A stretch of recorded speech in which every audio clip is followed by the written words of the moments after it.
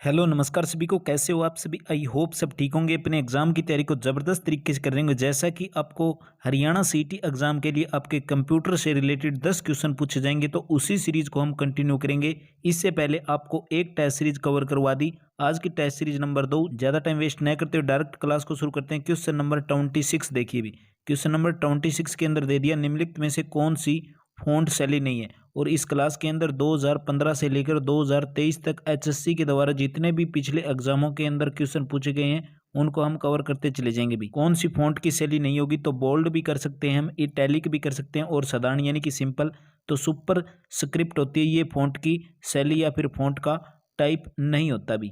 Next question देखिए। Hard disk के अंदर खालिस्तान के अंदर एक छोटा कार्यक्रम चलाता है जब आप कंप्यूटर आरंभ करते हैं, तो इसका राइट आंसर हो जाएगा ऑप्शन नंबर 2, बूट क्षेत्र होता है भी। हार्ड डिस्क के अंदर बूट क्षेत्र में एक छोटा कार्यक्रम चलाता है जब आप कंप्यूटर को शुरू करेंगे या स्टार्ट करेंगे। इसी के अंदर यह अधिक स्थिर और मजबूत होती है और यह एक धूल रहित वातावरण के अंदर रखी जाती है। इसकी ट्रैक और बिट डेंसिटीज मैग्नेटिक टैप की अपेक्षा के अंदर काफ़ी अधिक होती है, और यहीं पर यह फ्लॉपी डिस्क की तुलना में अधिक तेजी से और अधिक सूचना स्टोर कर सकती है।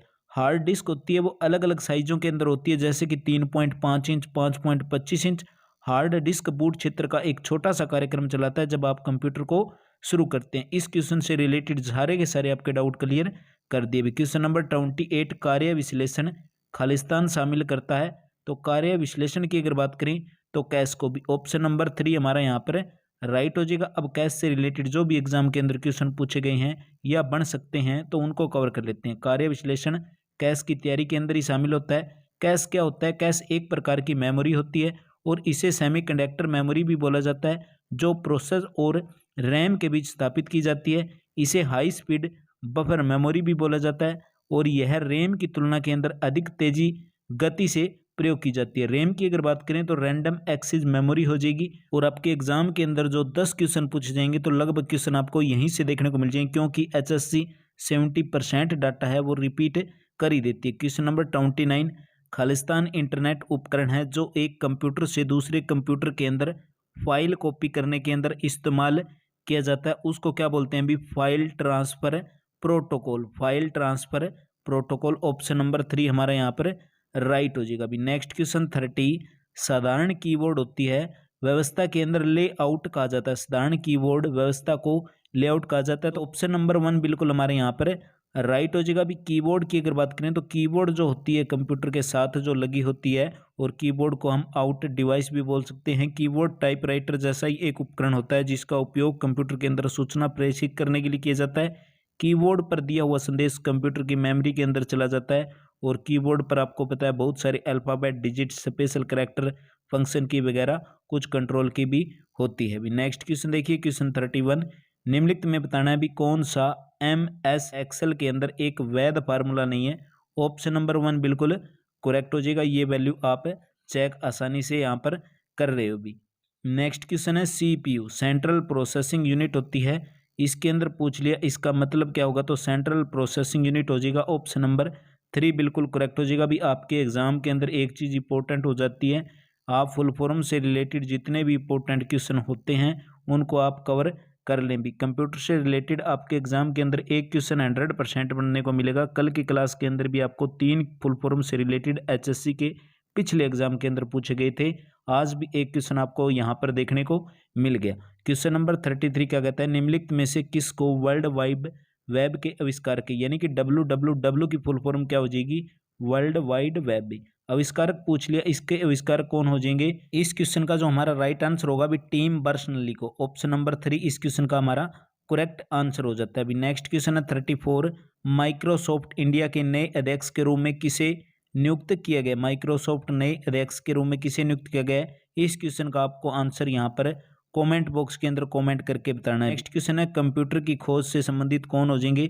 तो कंप्यूटर की खोज से संबंधित हो जाएंगे बेबेज को भी। ऑप्शन नंबर 2 राइट हो जाएगा। अगर इनका पूरा नाम की बात करें तो चार्ल्स बेबेज इनको बोला जाता है। अभी कंप्यूटर की खोज चार्ल्स बेबेज के द्वारा की गई थी। इन्हें कंप्यूटर का जनक भी कहा जाता है। और कंप्यूटर की बात करें तो एक ऐसा इलेक्ट्रॉनिक यंत्र होता है जो गणनाएं करने के अंदर सक्षम होता है, और वर्तमान समय के अंदर यह मनुष्य की मूलभूत आवश्यकता भी बन चुका है, क्योंकि हर चीज़ के अंदर, हर फील्ड के अंदर, हर सेक्टर के अंदर कंप्यूटर की बहुत ही ज़्यादा जरूरत हो रही है। अभी क्वेश्चन नंबर 36, निम्नलिखित में से किस क्षेत्र के अंदर स्प्रेडशीट सॉफ्टवेयर अधिक उपयोगी होता है?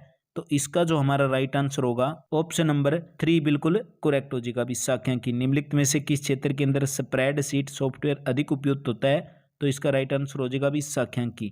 नेक्स्ट क्वेश्चन देखिए, क्वेश्चन 37, ग्रुप वेयर क्या होता है? अभी ग्रुप वेयर क्या होता है? तो ग्रुप वेयर सॉफ्टवेयर होता है अभी एक प्रकार का सॉफ्टवेयर।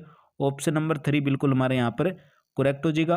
ब्लेज पास्कल का संबंध किसके साथ है अभी? और आपको किसी और क्लास से और विषय से और सब्जेक्ट से रिलेटेड कोई आपको सीरीज चाहिए तो आप कमेंट बॉक्स के अंदर कमेंट कर देना, जैसे कि हिंदी या फिर इंडिया जीके या हरियाणा जीके या फिर अलग से कोई आपको और इम्पोर्टेंट इसी तरह डिटेल क्लास चाहिए तो आप कमेंट बॉक्स के अंदर कमेंट करके बता देना, आपको उसकी भी टेस्ट सीरीज जल्द ही इस चैनल पर शुरू हो जाएगी। ब्लेज पास्कल का संबंध किससे है? तो ब्लेज पास्कल की अगर बात करें परिकलन तंत्र यंत्र से भी। ऑप्शन नंबर 1 बिल्कुल हमारा राइट हो जाएगा। अभी ब्लेजे पास्कल का संबंध किससे हो जाएगा? परिकलन तंत्र से। अगर ब्लेजे पास्कल की बात करें तो एक फ्रांसीसी गणितज्ञ थे। इनका जन्म की अगर बात करें 19 जून 1623 के अंदर कहाँ पर हुआ था? फ्रांस के अंदर इनका जन्म हुआ था। क्वेश्चन 39, गूगल के द्वारा जो एंड्रॉयड और आईसीएस यूजर के लिए प्रारंभ की गई वीडियो चैटिंग एप्लीकेशन का नाम पूछ लिया भी क्या होगा? गूगल के द्वारा जो एंड्रॉयड और आईसीएस यूजर के लिए प्रारंभ की गई जो वीडियो चैटिंग एप्लीकेशन का नाम हो जाएगा डीओ। ऑप्शन नंबर 4 बिल्कुल हमारा यहाँ पर राइट हो जाएगा। अभी गूगल के द्वारा जो आपको ये वीडियो चैटिंग एप्लीकेशन बता दी गूगल डीओ हो जाएगा। और यहीं पर बात करें, इसे गूगल के द्वारा अगस्त 2016 के अंदर विश्व भर के अंदर लॉन्च कर दिया गया था और ये एंड्रॉयड और आईओएस दोनों सिस्टम के ऊपर उपलब्ध है। क्वेश्चन नंबर 40, पास्कल का संबंध पूछ लिया किससे है? पास्कल की अगर बात करें परिकलन यंत्र से। पास्कल एसएससी क्लर्क की परीक्षा हुई थी आपकी 2016 के अंदर, उसके अंदर ये क्वेश्चन पूछा गया था। ब्लेजे पास्कल की बात करें तो आपको बता भी दिया था, फ्रेंच वैज्ञानिक हो जाएंगे। 1642 से लेकर 1644 के मध्य गणना करने वाले एक यंत्र की कल्पना और उनका निर्माण किया गया था। आरंभ के अंदर इस यंत्र को पास्कल कैलकुलेटर कहा गया था, बाद के अंदर इसको पास्केलिन कहा जाने लगा। इन आविष्कारों ने उन्हें यांत्रिक गणना यानी कि मैकेनिकल कैलकुलेटर के रूप में 2 आविष्कारों में से एक के रूप में स्थापित किया था। काउंटिंग इंटीजर्स के द्वारा संचालित होने के कारण पास्केलियन प्रथम डिजिटल कैलकुलेटर था भी। नेक्स्ट क्वेश्चन देखिए, क्वेश्चन 41, यूजर आमतौर पर मेन फ्रेम या फिर सुपर कंप्यूटर का प्रयोग करने के लिए या उपयोग करने के लिए किसको लाया जाता है? राइट आंसर हो जाएगा भी टर्मिनल। ऑप्शन नंबर 1 बिल्कुल हमारे यहाँ पर करेक्ट हो जाएगा। हरियाणा शिक्षा विभाग क्लर्क की परीक्षा के अंदर ये क्वेश्चन पूछा गया था। मेन फ्रेम हो या फिर सुपर कंप्यूटर को एक्सेस करने के लिए यूजर प्राय टर्मिनल का प्रयोग करते हैं और मेन फ्रेम या फिर सुपर कंप्यूटर का प्रयोग करते हुए यूजर प्रोसेसिंग रिक्वेस्ट इनपुट करते हैं और टर्मिनल या फिर टर्मिनल इमुलेटर के द्वारा ही आउटपुट का अवलोकन किया जाता है। नेक्स्ट क्वेश्चन देखिए, भी क्वेश्चन नंबर 42 और कल आपको बता दिया जाएगा ये पीडीएफ आपको कहां पर मिलेगी। ठीक है, क्वेश्चन 42, निम्नलिखित में से कौन सा फील्ड डाटा का टाइप है? भी निम्नलिखित में से बताना भी कौन सा फील्ड का डिफॉल्ट डाटा टाइप है। तो राइट आंसर हो जाता है हमारा टेक्स्ट। ऑप्शन नंबर 1 बिल्कुल करेक्ट हो जाएगा। अभी एमएस वर्ड के अंदर, एमएस एक्सेल के अंदर फील्ड के टाइप के समान डिफॉल्ट डाटा को टेक्स्ट रूप के अंदर एंटर करना चाहिए। इसके अंदर टेक्स्ट या फिर टेक्स्ट और नंबर हो गए या फिर ऐसे नंबर जिनकी गणितीय गणनाओं के अंदर कोई आवश्यकता नहीं होती, जैसे कि फ़ोन नंबर का संयोजन होगा। अगर इसका साइज की बात करें तो 255 कैरेक्टर का इसका साइज होता है। नेक्स्ट क्वेश्चन है, कौन सी भाषा, कौन सी लैंग्वेज बिना अनुवाद प्रोग्राम के सीधे तौर पर कंप्यूटर के द्वारा समझी जाती है? कौन सी लैंग्वेज हो जाएगी जिसका हम बिना ट्रांसलेट किए प्रोग्राम के द्वारा सीधे तौर पर कंप्यूटर के द्वारा समझी जाती है?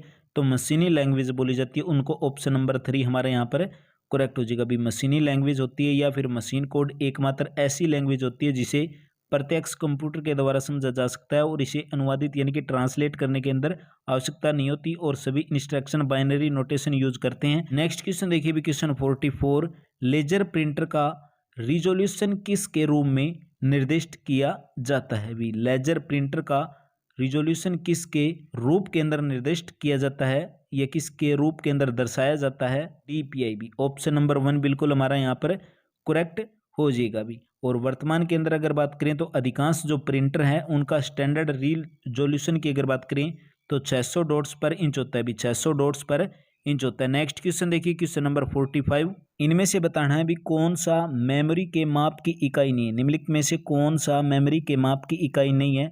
तो ये अक्सर एग्जाम के अंदर क्वेश्चन बन जाता है, जैसे कि टीबी हो गया, पीबी हो गया, जीबी, ये सारे के सारे होते हैं, डीबी नहीं होती। अक्सर एग्जाम के अंदर इससे रिलेटेड जो भी क्वेश्चन बने उनको हम कवर कर लेते हैं। जैसे कि बात करें मेमोरी को बाइट्स के गुणक, जैसे कि किलोबाइट यानी कि केबी बोलते हैं, एमबी को मेगाबाइट, गीगाबाइट को जीबी बोलते हैं, टेराबाइट को टीबी बोलते हैं, पैराबाइट को पीबी बोलते हैं। इसके अंदर इकाइयों के अंदर मापा जाता है। और अक्सर एग्जाम के अंदर क्वेश्चन ये बन सकता है, बाइट सबसे छोटी इकाई होती है भी। कंप्यूटर मेमोरी की और बहुत सारी इकाइयां हैं, उसको देख लेते हैं। जैसे कि एक बिट बाइनरी डिजिट के बराबर भी, जब 8 बिट्स मिलेंगे तो एक बाइट के बराबर होता है। जब 1024 बाइट मिलेंगे तो एक केबी होता है, यानी कि एक एमबी के अंदर 1000 केबी, एक जीबी के अंदर 1024, सारे के सारे 1024 हैं भी, 1024 एमबी, एक टीबी के अंदर 1024 जीबी। आपको अगर याद ना हो तो मैं इसका एक तरीका बता देता हूँ आपको ये चीज़ याद रख लेनी है भी, यानी कि केबी, एमबी, गीगा, टेरा, पैरा, एक्सा, जेरा, यटा, बेंटा। ठीक है, इस प्रकार आपको याद करना है। जैसे कि यानी कि इस प्रकार आप मिलान करते चले जाओगे तो आपको आसानी से याद हो जाएगी। बाकी इसका आप स्क्रीनशॉट भी ले सकते हो, एग्जाम के अंदर अक्सर क्वेश्चन यहीं से बन जाते हैं भी। MICR के अंदर सी की फुल फॉर्म पूछ ली, फुल फॉर्म से रिलेटेड आपको मैं बता रहा हूँ, फुल फॉर्म से रिलेटेड एग्जाम के अंदर क्वेश्चन बनने के पूरे चांस है।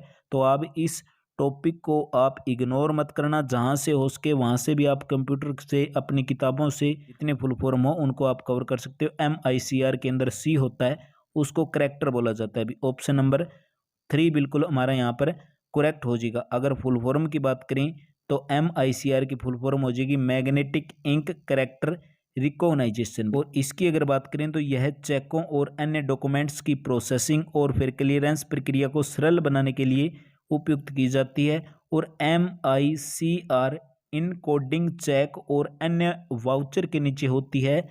नेक्स्ट क्वेश्चन है 47 भी, वर्ल्ड डॉक्यूमेंट के अंदर किसी वाक्य के लिए फ़ॉन्ट चुनने के लिए क्या होता है, तो उसके लिए फॉर्मेट मेन्यू के अंदर फ़ॉन्ट का हम चयन करेंगे भी। वर्ल्ड डॉक्यूमेंट आप खोलोगे तो उसके अंदर फ़ॉन्ट चेंज करना है, तो जो फॉर्मेट होता है वहाँ पर एक मेन्यू बार होता है, उसके अंदर आपको फ़ॉन्ट, बहुत सारे फ़ॉन्ट हैं वो दिखाई हो जाएंगे, तो वहाँ पर फ़ॉन्ट को आप सिलेक्ट कर सकते हो भी। नेक्स्ट क्वेश्चन देखिए, क्वेश्चन 48, कंप्यूटर सिस्टम के अंदर स्क्रीन सेवर का कार्य क्या होता है भी। स्क्रीन सेवर का कार्य क्या होगा, जो स्क्रीन सेवर होगी वो क्या करेगी भी, स्क्रीन पर दिलचस्प एनिमेशन दिखाना भी। ऑप्शन 4 बिल्कुल हमारे यहाँ पर करेक्ट हो जाएगा भी। स्क्रीन सेवर एक एनिमेटेड इमेज होती है जिसे पर्सनल कंप्यूटर डिस्प्ले पर एक्टिवेट किया जाता है।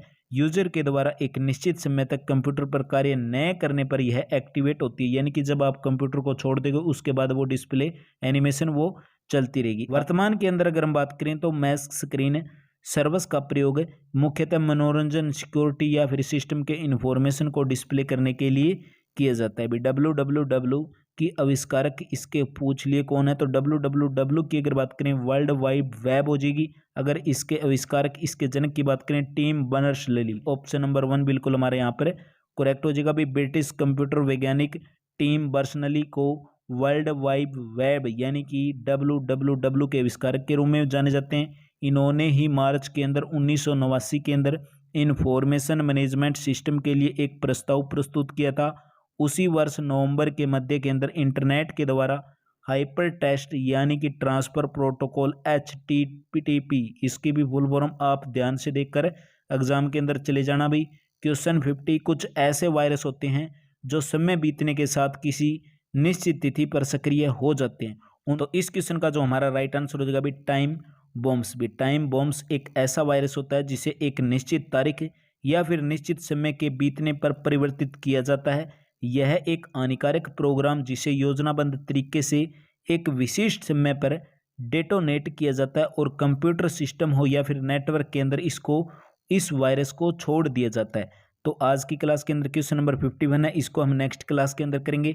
तो ये टेस्ट सीरीज नंबर 2 हमने कंप्लीट की। उम्मीद यही रहेगी वीडियो को ज़्यादा से ज़्यादा अगर लाइक ना करो तो शेयर जरूर करना। अगर आपका एक शेयर मेरे को नेक्स्ट वीडियो के लिए बहुत सारा मोटिवेशन देगा। अगर आप डेली एक प्रैक्टिस पेपर लगाते हो तो आपके एग्जाम के अंदर लास्ट के अंदर 10 में से कम 6 से 7 नंबर आपको यहीं से देखने को मिल जाएंगे। उम्मीद करता हूँ आप सभी का दिन शुभ हो। क्लास को ज़्यादा से ज़्यादा लाइक एंड शेयर करें।